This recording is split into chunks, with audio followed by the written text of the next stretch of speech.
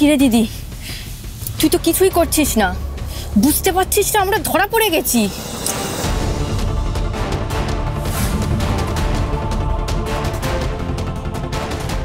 ওই দুই মহিলাকে নিয়ে আসুন।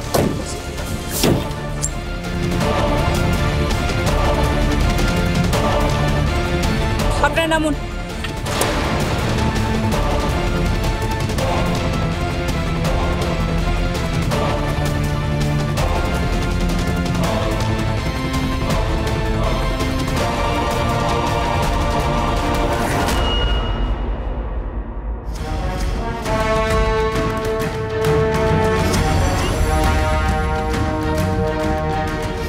গাড়ির মধ্যে আপনাদের কি আছে, আর আপনারা কারা, কোথা থেকে আসছেন? আমরা আসলে সুন্দরবন থেকে আসছি। আমি শিউলি দে আর আমার বোন মালতী দে। আসলে ওখানে আমরা লাইব্রেরি চালাই, গাড়িতে প্রচুর বই পাবেন, দেখুন যান, প্রচুর বই।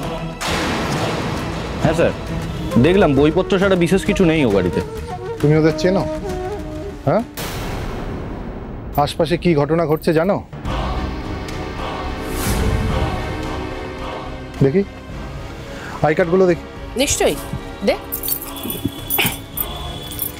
এই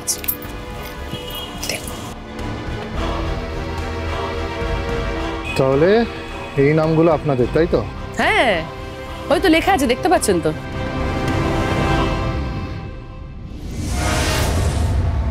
অফিসার, এনাদের সেফ হাউসে নিয়ে যাও, একটু পরেই সকাল হয়ে যাবে, তখন কথা হবে।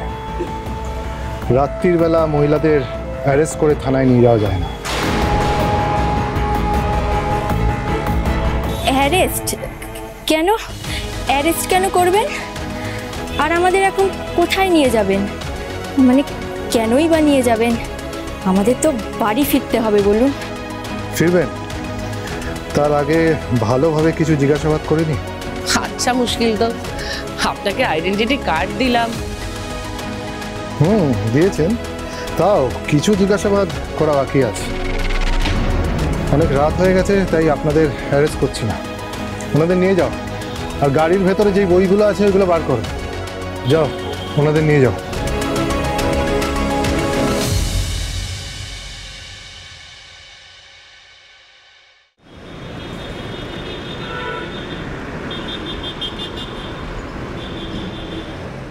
না, এই কদিন ছেলেটাকে নিয়ে যা স্ট্রেস গেল, শেষ পর্যন্ত এই প্রমিতার মুখে হাসি দেখে বোঝা যাচ্ছে যে একটা সিচুয়েশন কিন্তু বেশ ভালো না এতদিনে। না না, এই হাসি তো ঠিক হাসি নয়, একেবারে টেনশন মুক্ত কি আমরা হতে পেরেছি? তো পুলিশ ইনভেস্টিগেশনে কি হবে, কি বলবে না বলবে, সেটার উপরেও তো অনেক কিছু ডিপেন্ড করছে, তাই না? তবে একটা কথা ঠিকই, আমার ছেলেটা এতদিন যেভাবে বাইরে বাইরে ছিল, এখন অন্তত বাড়িতে তো ফিরে এসেছে, ওর মুখটা তো দেখতে পাচ্ছি। ব্যাস, সেটাই শান্তির। অ্যাকচুয়ালি আমার একটা কথা বলার আছে। হ্যাঁ, বল। বাড়ির সব মেম্বারই এখানে আছে, আমি সবার সামনেই কথাটা বলতে চাই। কি কথা বল?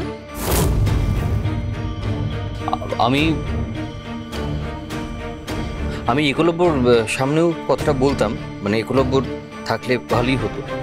একলব্য এতদিন ছিল না, বাড়িতে একটা টেনশন ছিল। একলব্য ফিরে এসেছে, কিন্তু শরীর ঠিক নেই বলে ওর বউ ওকে জোর করে ঘরে নিয়ে চলে গেল। মানে এমন একটা ভাব করছে আমরা যেন ওর কেউ নই, পাত্তাই দিচ্ছে না।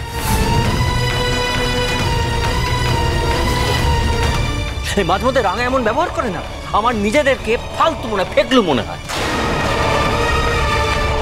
সে তো বরাবর। অবশ্য এতে আমি রাঙার কোনো দোষ দেখি না, কারণ মা রাঙাকে প্রশ্রয় দিয়ে দিয়ে এতটা মাথায় তুলেছে, আর সেটা সবাই আমরা জানি। সে যাই হোক, আমরা যে একটা টেনশনের মধ্যে রয়েছি, এই টেনশন থেকে বেরোনোর জন্য আমি একটা সলিউশন বের করেছি। আমি জানি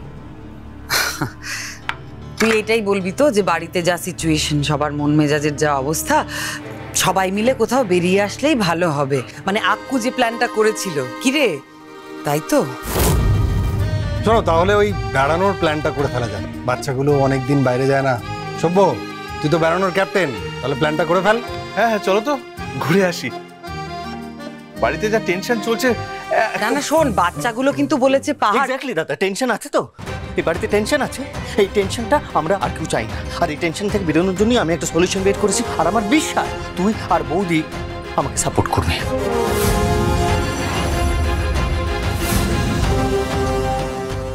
ওই রাঙার কারণে দিনের পর দিন একটু একটু করে আমাদের বাড়িতে ক্রাইম ঢুকে যাচ্ছে। আমাদের বাড়ির প্রত্যেকটা মেম্বারের সঙ্গে এই জিনিসটা জড়িয়ে যাচ্ছে, সেটা আমার ভালো লাগছে না। সেই কারণে আমি এসব থেকে দূরে যেতে চাই। দেখো, সম্পত্তির ভাগ, টাকা পয়সার ভাগ তুমি দিলে দেবে, না দিলে দেবে না, আমার কিচ্ছু দরকার নেই। কিন্তু ছেলে হিসেবে আমি তোমাকে একটা প্রস্তাব দিতে চাই। তুই এক্স্যাক্টলি কি প্রস্তাব দিতে চাইছিস বলতো? আমার প্রস্তাবটা হলো, এই বাড়ির লোকেদের তুমি আলাদা করে দাও।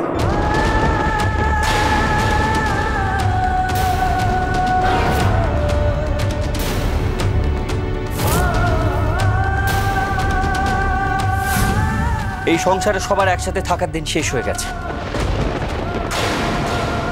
এবার সবার আলাদা হয়ে যাওয়াটা দরকার।